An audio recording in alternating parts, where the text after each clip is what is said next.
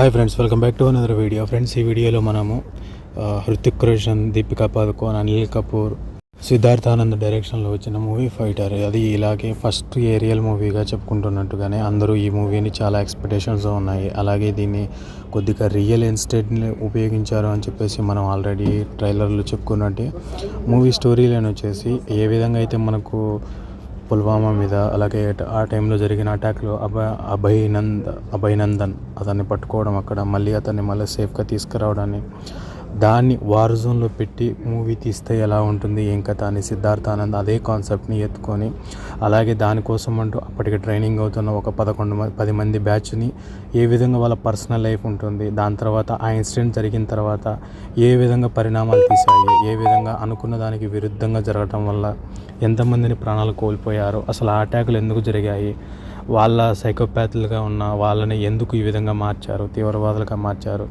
అలాగే ఇక్కడ మనకు ఏ విధంగా అయితే మనకు సోల్జర్స్గా తయారవుతున్న వాళ్ళ మెంటల్ స్టేబిలిటీ ఎలా ఉంటుంది, వాళ్ళ ఫ్యామిలీ మెంటాలిటీ ఎలా ఉంటుంది, అలాగే ఆర్మీలోకి పంపించాలని లేడీస్ని పంపించాలని అనుకున్నప్పుడు వాళ్ళ పేరెంట్స్ ఏ విధంగా ఏమంటారు దాన్ని తగ్గించి మాట్లాడి వాళ్ళని ఎందుకు అంత డిసప్పాయింట్మెంట్ చేస్తారు, ఒకవేళ ఆ సోల్జర్స్ వాళ్ళ సొంత వాళ్ళను పోగొట్టుకుంటే వాళ్ళు ఎంత డిప్రెషన్లోకి వెళ్ళి ఎంత అంటే వాళ్ళు ఒక సపోజ్ ఏదన్నా జరిగింది అంటే దానికోసం ఎంతవరకు తెగించైనా సరే రాంగ్ అయినా సరే అది చేసి తీరుతారు అని చెప్పేసి దీంట్లో చాలా క్లారిటీగా చూపించారు.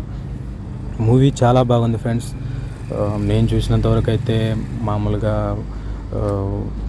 అది అమితాబ్ బచ్చన్ గారి మూవీ ఒకటి ఉంది, పేరు గుర్తు రావడం లేదు, అది కానీ దాని తర్వాత జమీన్ మూవీ కానీ, కార్గిల్ యుద్ధం జరిగింది ఆ మూవీ కానీ, ఇలాంటి మూవీలన్నీ బాగున్నాయి సోల్జర్ ఫేస్లో. అలాగే ఈ మూవీ కూడా చాలా బాగుంది.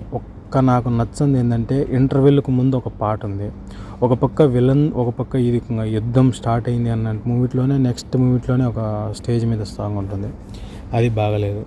మిగతాటివన్నీ బాగున్నాయి. అలాగే మనకు విలనిజం అంటే మనకు టెర్రరిస్టులుగా చూపించిన వాళ్ళలో చాలామంది ఇప్పటి వరకు మాసిన గడ్డాలు, అలాగే వాళ్ళు ఏదో ముసలోళ్ళ మాదిరిగా చూపించారు. కాకపోతే విలన్ కొత్తగా ఉండాలని కొత్తగా ట్రై చేశారు, కానీ కొద్ది వరకు సక్సెస్ అయ్యారు. కానీ మిగతా అన్ని పాయింట్స్, సెంటిమెంట్ సీన్స్ కానీ, వాళ్ళు ఏ విధంగా అయితే వాళ్ళు మామూలుగా ట్రైనింగ్ తీసుకుంటున్నప్పుడు వాళ్ళ గ్రూప్లో ఏ విధంగా అందరూ కలిసిపోతారు, అలా వాళ్ళల్లో ఒకరిని పోగొట్టుకుంటే వాళ్ళు ఏ విధంగా ఫీల్ అవుతారు, వాళ్ళు ఎంత డిప్రెషన్లోకి వెళ్ళి వాళ్ళు ఎంత సీరియస్ అవుతారు అనేది ఈ మూవీలో మనకు చాలా బాగా చూపించారు. మూవీలో ఎక్కడ లోపాలు లేవు. జస్ట్ నాకైతే ఇంటర్వెల్కి ముందు వచ్చి ఒక పాటలు తప్పితే మిగతా విజువల్స్ కానీ ఈ మూవీలో రియల్ ఫైటర్ జెట్లు, రియల్ హ్యాంగర్స్, అలాగే రియల్ కమాండర్స్ కూడా పాటలు పాల్గొన్నారని చెప్పారు. రియల్ ఎయిర్ జెట్లు కానీ మొత్తం అన్నీ బాగున్నాయి. మొత్తం వాళ్ళు చేసిన విజువల్స్ కానీ అన్నీ కానీ ఎక్కడే కానీ గ్రాఫిక్స్ అనిపించవు. మ్యూజిక్ అయితే వందే మాతరం అనే ఒక థీమ్ ఉంది, ఆ థీమ్ వచ్చినప్పుడల్లా ప్రతి ఒక్కరికి గూస్ బంప్సే వస్తాయి.